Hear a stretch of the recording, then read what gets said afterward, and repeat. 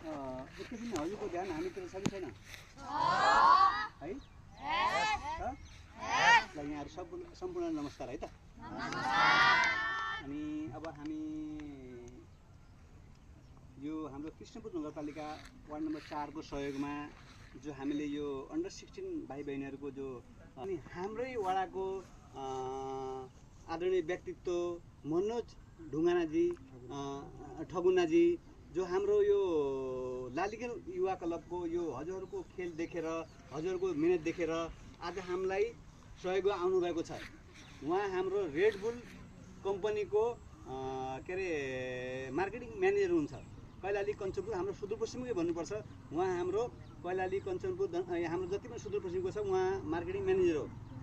यहाँ किन आउनुभयो त उहाँले भने हाम्रो यो लालीगञ्जमा जो गेम चलेको छ हजुरको मिहिनेत देखेर उहाँले अब जस्तै विवेक उहाँ विवेक ओलीले गर्दाखेरि उहाँलाई यहाँ हुन त उहाँ पनि हाम्रो वडाको वासी हो। उहाँको बुवा चाहिँ हाम्रो यसै कृष्णपुर नगरपालिका वार्ड नम्बर 4 मा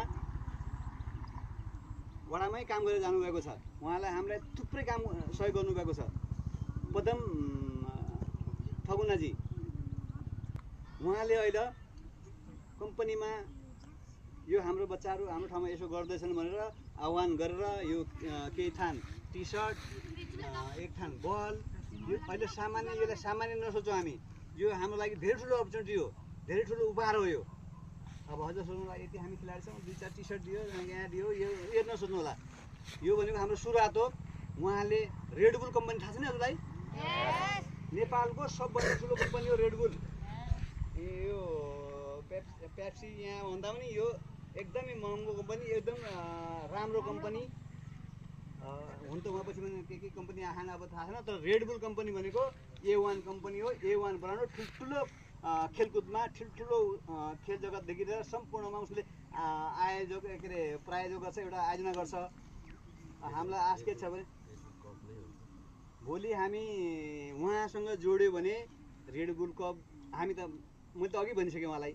मैले के भनिसकेँ भने अब पहिलो कम्पनी हामीसँग को आयो त? रेड बुल हो।